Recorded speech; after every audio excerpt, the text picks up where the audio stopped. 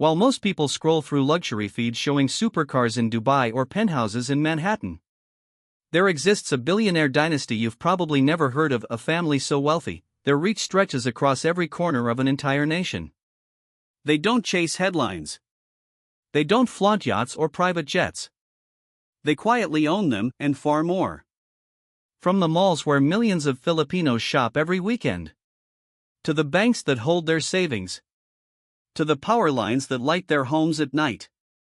Every transaction, every purchase, every swipe of a card, somehow, this family profits. They are the quiet rulers of a modern economy, a dynasty blending old Spanish bloodlines, Chinese resilience, and corporate precision. Their names rarely appear in political news, yet presidents seek their approval. Their empires are stitched into the nation's identity: real estate, finance, energy, retail, like invisible threads of control. But how did one family rise to quietly own so much, without the world even noticing?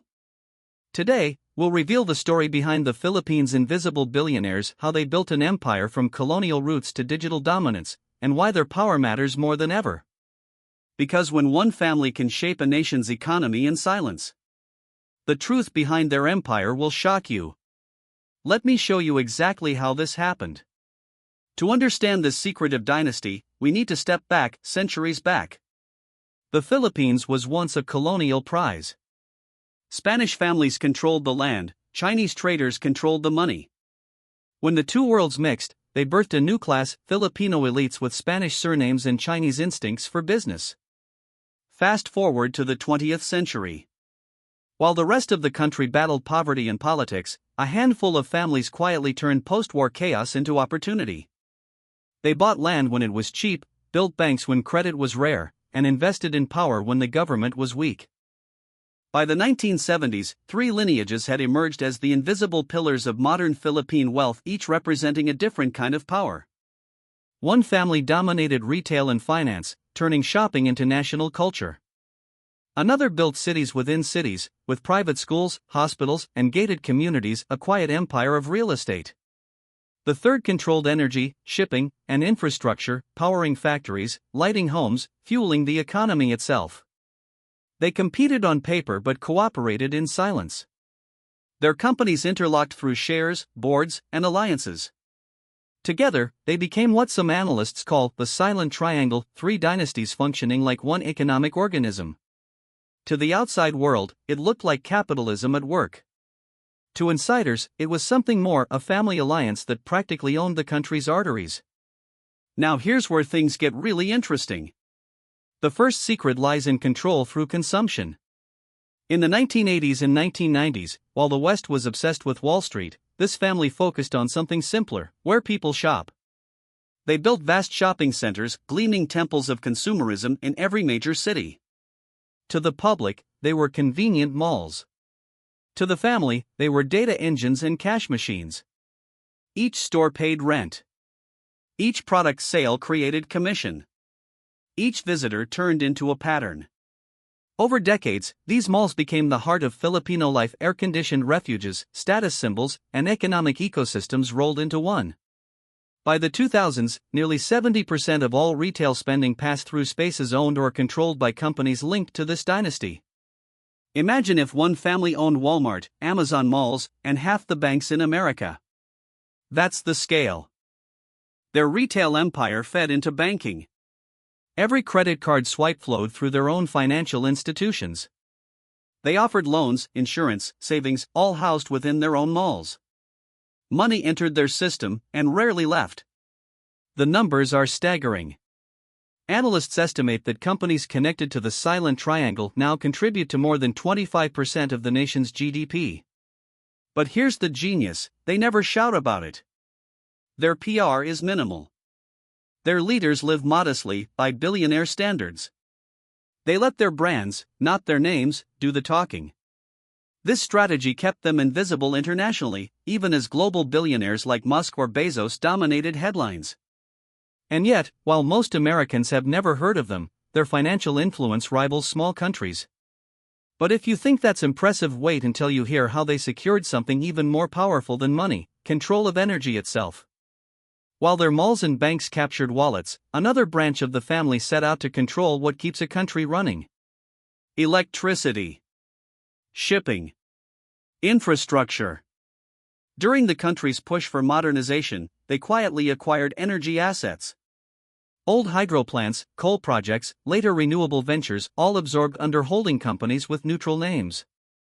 By the time the public noticed, they weren't just producing power, they were shaping policy. Sources suggest that at one point, firms tied to this dynasty provided power to over 20 million Filipinos.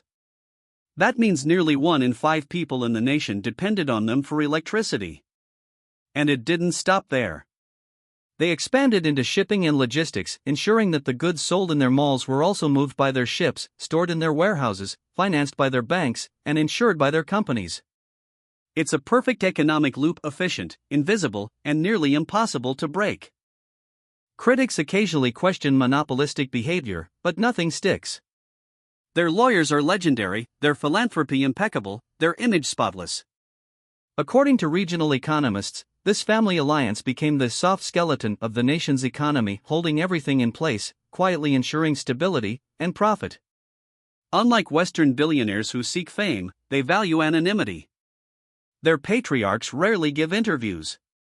Their heirs study abroad, then return to manage foundations, sustainability projects, or digital startups, the modern fronts of old power. And here's where it gets deeper: international corporations often need local partners to operate in the Philippines. Guess who those partners usually are? Yes, the same dynasty.